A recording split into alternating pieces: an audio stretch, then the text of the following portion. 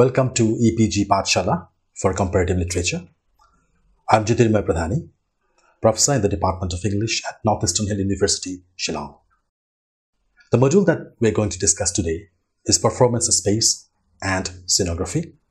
This module is written by me. In a performance, space is one of the central components. In terms of theatrical performance, we generally associate space with that of the stage, where the actual performance and enactments take place. However, space pertaining to performance is not restricted to a stage alone, though it is one of the central elements of the overall performance space. Space, in fact, comprises not only the stage but also its periphery, like the enclosures of the musicians and other background operators, the designed space for the audience and designated space for audience, and so forth. However, performance space does not necessarily imply the space of theatrical enactments alone, because performance does not imply only the theatre performances. Performance space might also imply the space used by painters to paint, artists to create, to set up installations, organize fashion parades, protest rallies, holding sporting events, and so forth.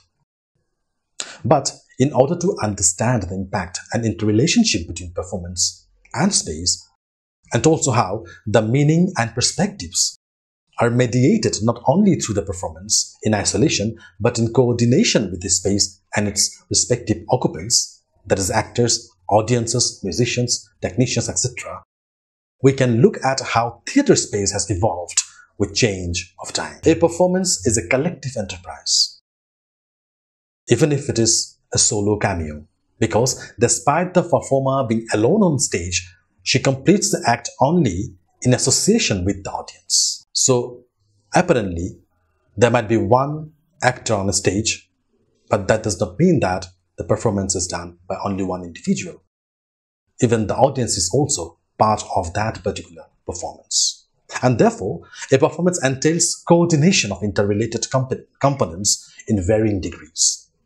A performance involves resignification of the space, and a space is redefined and resignified in consonance with the meaning and perspective of a given performance. This involves what is called performance design, quote unquote. I repeat, this particular aspect is called performance design, which composes the overall dimension of a performance, where scenography is a key component. We have to mark the word scenography. There have been new concepts and terminologies emerged in relation to the performance exercises. So the fundamental aspects of these elements have been there from the very early stages of performance in different form and character. Space and scenography provide crucial clues to understand the dimensions and dynamics of performance. Now let us take a look at how there has been an evolution of space in relation to performance. Theatre has traditionally evolved from the proscenium theatre spaces. In ancient India, there are several proscenium theatres largely attached to the ancient temples. The Nata Mandira of Konark temple in Orissa is one such ancient theatre spaces in India. Theatre space, in fact, originated from the caves where human beings enacted some of their first performances. Theatre space has evolved from the caves onto the stage. The ancient Greece had one of the richest theatre legacies in human history. The theatre at Delphi, Epidaurus, Athens, etc. are the most famous examples of theatre spaces of ancient Greek theatre. Roman theatre too largely derived from the structures of Greek theatre.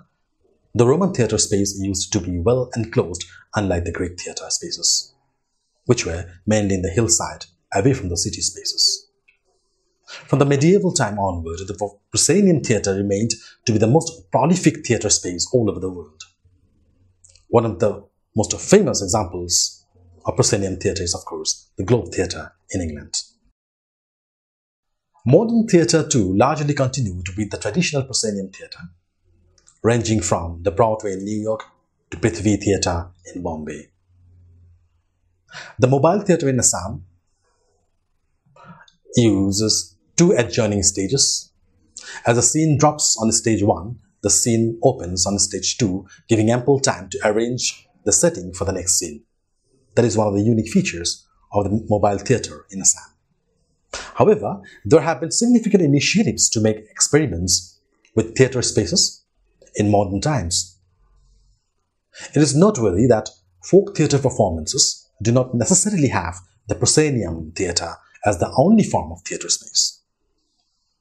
Folk theatres may be performed on the floor with audience sitting around the performers, as in Onkya Bhavnas and Kushangans in Assam, Jatras in Bengal. So they too have this kind of folk theatrical forms to have open stage with 3 open sides. Jatra is one prominent example. Jatra has 3 open sides against which the performance is enacted.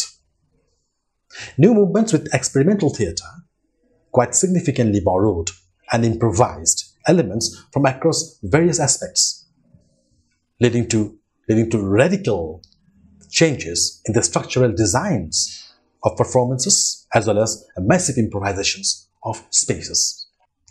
Space of performance is no longer considered as a neutral component that facilitates the mere physical location for performance to be enacted.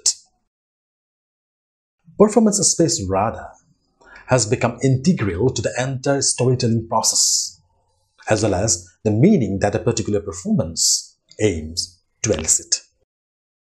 Some of the radical spaces of theatrical performances can be the roadside spaces, where street plays are enacted, like that of the plays of Shabdar Hashmi, some plays of Badal Sarkar, and others.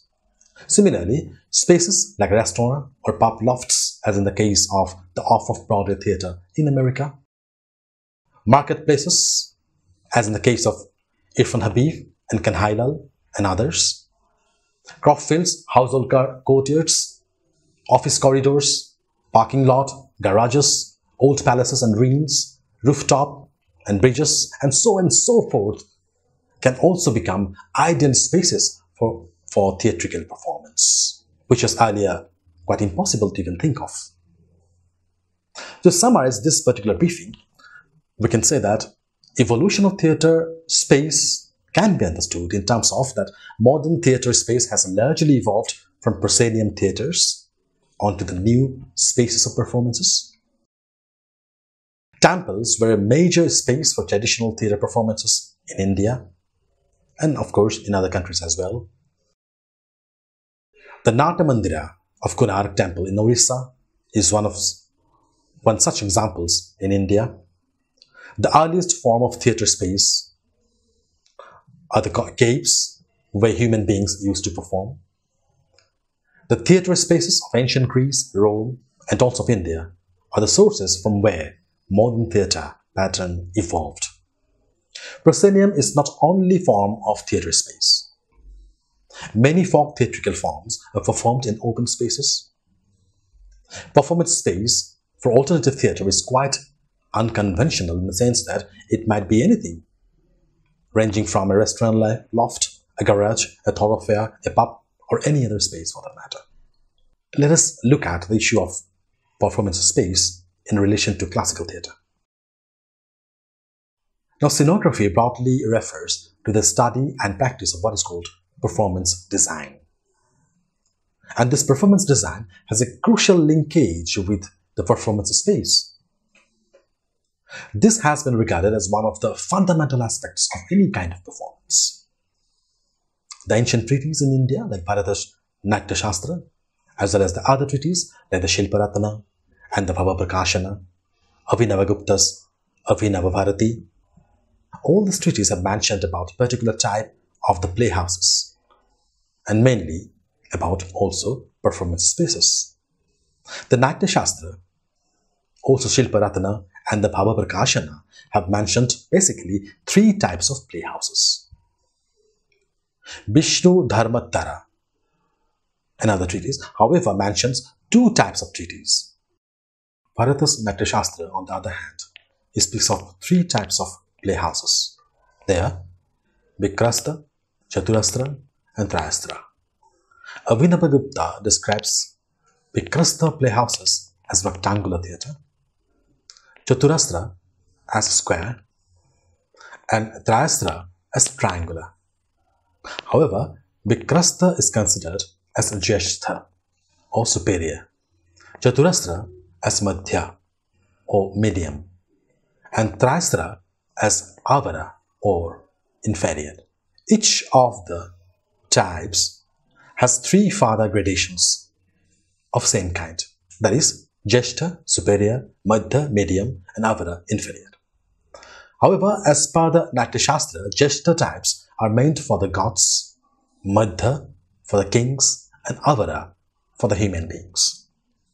Abhinavagupta too categorized these theatre types with similar hierarchies. That is, theatre space is crucial as part of the enactment spaces for enactment and performances. Besides, the theatre space from the classical time onward used to have specific measurements. In fact, theatre architecture has been immensely crucial in performing specific plays.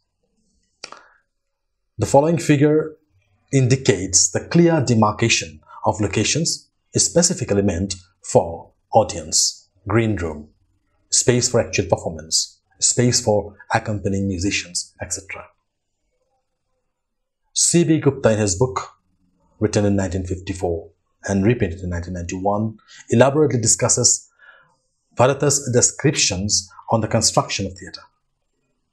Bharata suggested a proper examination of the soil where the playhouse was to be constructed, which should be, the land surface should be even and hard.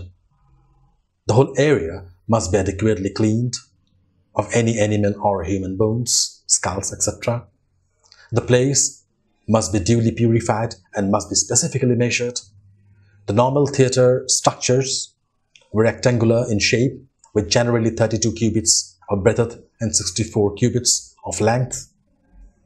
The theatres were called Night Devasaman. The auditorium was called Rangamandala.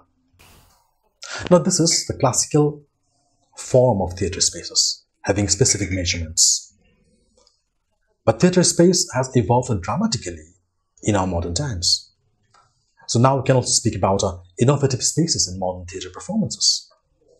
And in this respect, I would speak about briefly how theatre space has been radicalized in some of the monumental theatre performances in contemporary Indian theatre history. Shabd Hashmi is one of the most powerful theatre activists who redefined the power of theatrical immediacy through the effective use of street as a space of performance. Similarly, in America, one of the most powerful and significant alternative theatre movements of Broadway theatre emerged from the pub and restaurant lofts, club backyards, and the like. An icon of Indian modern theatre, Ibrahim Al-Ghazi, the celebrated exponent of modern theatre in India, brought in dramatic changes with the form of Indian theatre soon after he joined as the director of the prestigious National School of Drama in New Delhi. He has carried out some of the most audacious theatrical performances and experiments with the form and space of modern theatre.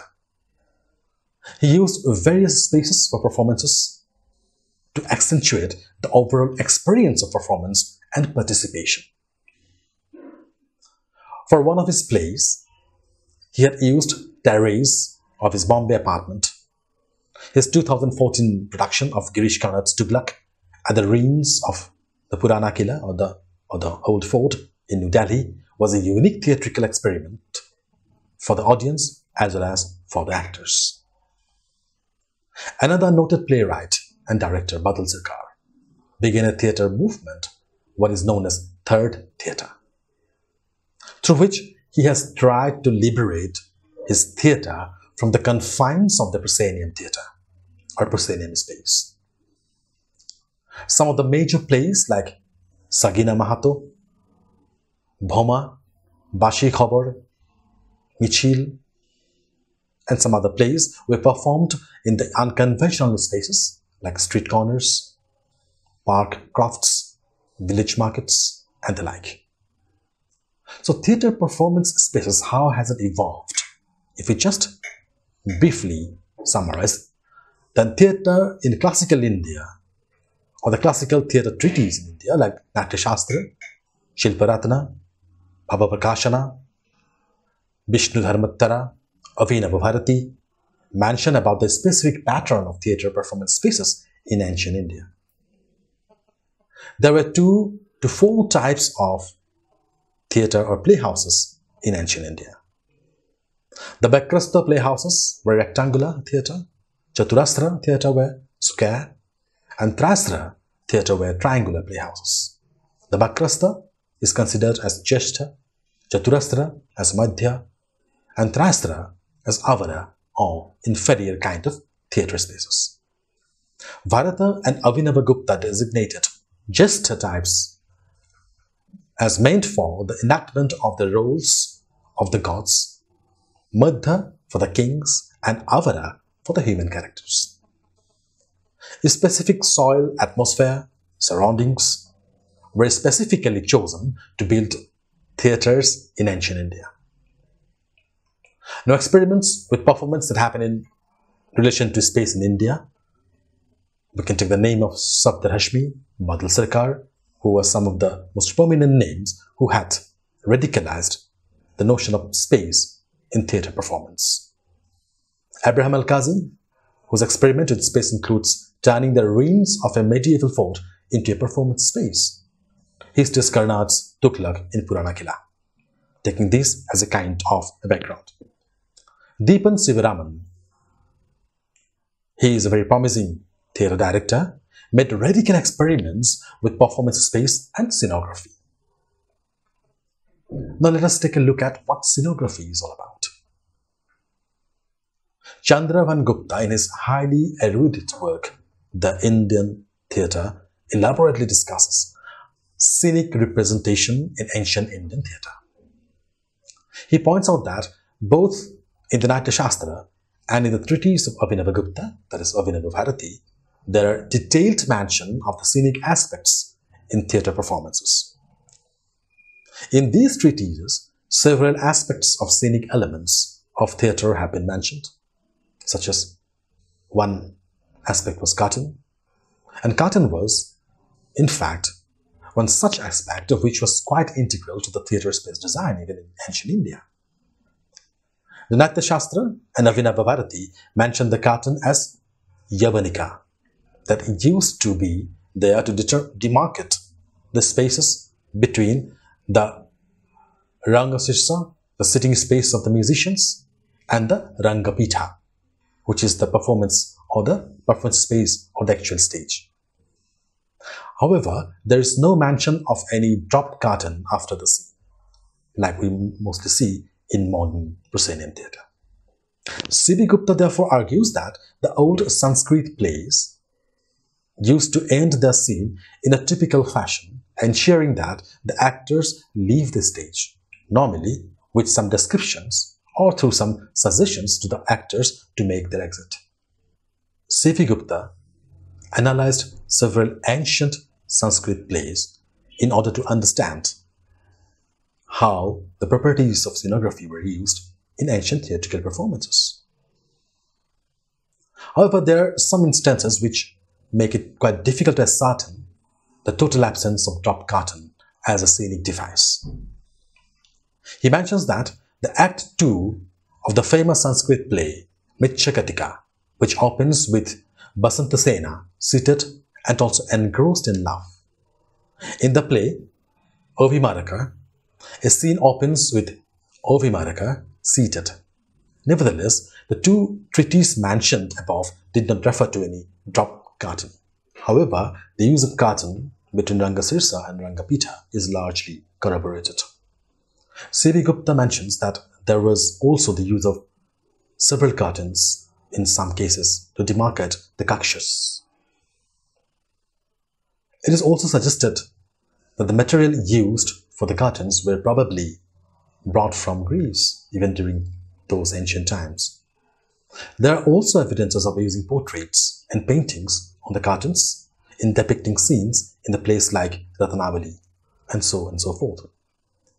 The plays were largely performed during the daytime and at night when there is moon. Even for the ancient plays, there are evidences of use of light for the night performances, and also the use of mirror for reflecting light for day shows. In the Natya Shastra, time of performance is given exclusive importance, on the basis of which the plays used to be adjudged by the critics. So scenography in classical sense would include Bharata's Natya Shastra and Abhinavagupta's Abhinava Bharati have mentioned in details the scenic aspects of ancient Indian theatre. Curtain was one major scenic property in ancient theatre. Curtain, which is in fact called Yavanika, used to demarcate the space between the Rangasirsa and Rangapitha, that is, the space for musicians and the space for performance. The use of drop curtain in ancient theatre is not mentioned, though some indications are there which imply that there was a possibility that there was the use of drop curtain in the plays like Mritchakatikam. Portraits and scenic artworks used as part of stage property. Plays were mostly performed during the daytime and under the moonlight, though there are evidences of the use of light in the ancient performances also, even for these night performances. Sometimes mirrors were used to reflect light for the performances, which were used for the day performances.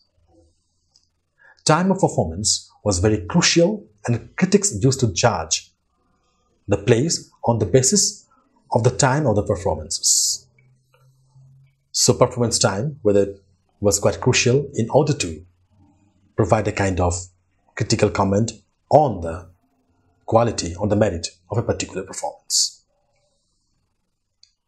Now, from ancient scenographic details, let us have a look at the modern scenographic traditions or modern scenographic revolutions. The term scenography originates from Greek. Aristotle in his Poetics discusses it as Scenographia, meaning describing, that is graph, the stage or scene, scheme. So scenography entails the design of a performance which comprises light, setting, sound, costumes, etc. It comprises multi-pronged improvisations or visual, experiential, and spatial compositions that accentuate and underline the artistic perspective of the respective productions or performances. Pamela Howard, in her book What is Scenography, defines scenography as: so scenography is the seamless synthesis of space, text, research, art, actors, directors, and spectators that contributes to an original creation. This definition of scenography makes it into a comprehensive aspect of theatrical performance.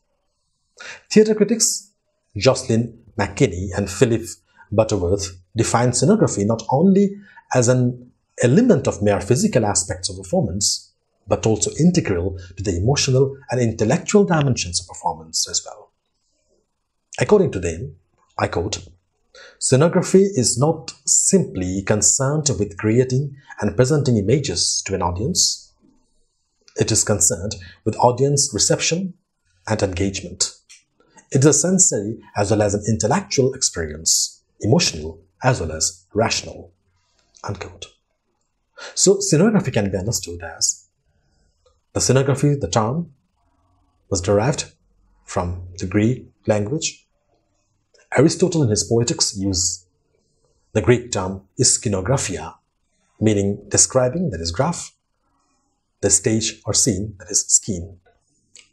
Scenography entails the overall performance design comprising light, setting, sound, costumes, etc. It involves redefining and improvising visual, experiential, and spatial compositions. Scenography accentuates and underlines the artistic perspective of the respective productions. Pamela Howard defines scenography as the seamless synthesis of space, text, research, art, actors, directors, and spectators that contributes to an original creation. Jocelyn McKinney and Philip Butterworth describe scenography not only as concerned with creating and presenting images to an audience, it also is concerned with the sensual, intellectual, emotional, rational experience that a performance generates. Now let us look at the application of scenography in the context of the performance spaces. However, scenography has expanded its scope of operation beyond theatre. So scenography is not limited only to theatrical performances. Then what are the new areas that scenography has become integral to? Scenography has become a very crucial aspect of various other events and compositions, which might include from trade fair to installations, puja pandals to theme parks, TV shows to sports events. So scenography translates the intended meaning of the directors and performers into tangible semantic experience. With the advent of massive multimedia institutions, the whole character and dimension of scenography has dramatically changed. Though scenography generally implies the production team of theatre performances, but however, with the advent of scenography applications, the range and scope of scenography has expanded immensely, which includes almost every conceivable aspect associated with performance, such as set design, sound effect, lights and visuals, scenic designs, performance space configurations, audience space, publicity materials, and many other aspects associated with performance. If we look at the historical genesis of scenographic development, we can say that historically the term scenography is associated with Antonio Cani, who used the term to describe the architectural paintings called trompe l'oeil, which creates the optical illusion of three-dimensional existence of the painted object. He defined such art as art scenographica because of the unique visual impact that created an illusion of live moving art objects and patterns. Interestingly, scenography as a profession has often been associated with particular families in several countries of Europe. The Kalida Bibbiena family of Bologna, who were influential in Austria, Italy, and Germany. Quaglio family is another eminent scenographic family of Europe. Other major scenographers of the 18th century and 19th century are Bernardino Galliari, Gaspare Gilar, Paolo Ladriani, Giovanni Parago, Baldassare, Cavallotti, Carlo Ferrari, Filippo Petroni, and so forth. Now, when we need to summarize this historical development of scenography, we can state that Antonio Cani is the term in its contemporary sense to describe the architectural paintings of trompe l'oeil, which he called as art scenographica. Initially, scenography in Europe used to be family profession like the Galida Bibbiena family. Scenography has a wide applicability which includes religious functions, sporting events, TV programs, and many other forms wherever there is a participation of the performer and also of the audience. Now, how scenography has become so integral to performance? There is, however, subtle differences between the two perceptive aspects, namely production design and scenography. Performance design largely includes various aspects like light, costumes, etc. as specific elements, but scenography connotes the overall artistic perspectives that compose the visual, auditory, spatial, experiential dimension of a particular performance. The modernist theoreticians and designers associated with the non-illusionist movement, Adolphe Appert, a Swiss, and Edward Gordon Craig, an Englishman, seminally influenced the definition and scope of scenography. They have made critical analysis of theatre settings and their impact in disseminating meaning of a given performance. They have categorized scenography as integral to the essence of the designs of a performance, which is equally integral to it, like that of the literary text, and also the performance technique in emanating as well as receiving meaning. Construction of the set is one of the primary areas of interaction or intervention for a scenographer. It includes the basic set designers, like carpenters, painters, light and sound operators, tailors, welders, electricians, operators of various equipment, technicians, computer operators, digital composers, engineers, graphic designers, and so on. With the expansion of the range and inputs, scenography has become an ever-evolving arena of performance. Deepan Shivaraman, a promising young Indian director, made the setting of his radical play, Uburoy. He, in fact, radically designed this particular play with radical improvisations where the play was performed inside a giant cage. In fact, he has made radical experiments with performance space in some of his recent productions. Now, to conclude, performance space in contemporary time has radically changed. From the classical time, in all the countries having strong tradition of theatre, used to have well-designed and elaborately arranged performance spaces.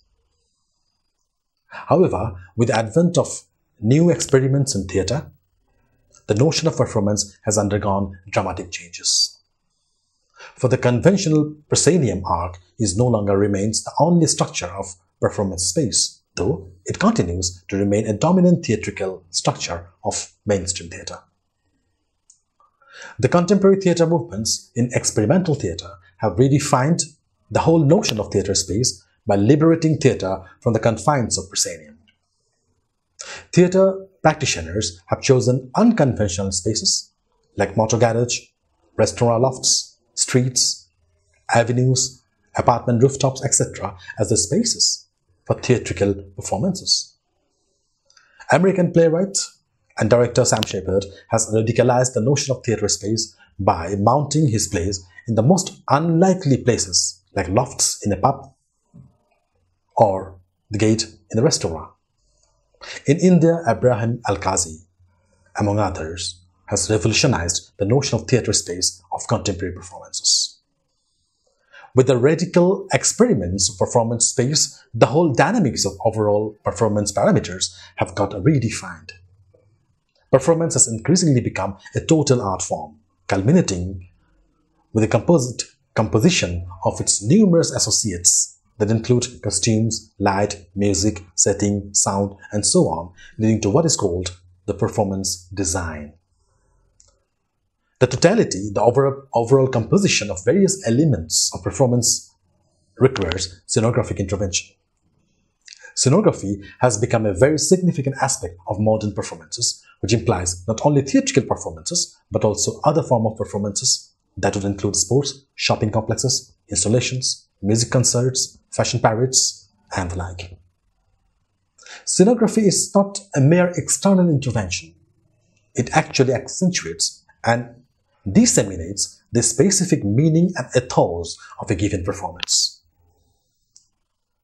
It is concerned with the complete associative aspect of a performance, which includes sensual, emotional, intellectual, rational, and inter alia, even the ideological aspect of performance. With that, we end our this session. Thank you.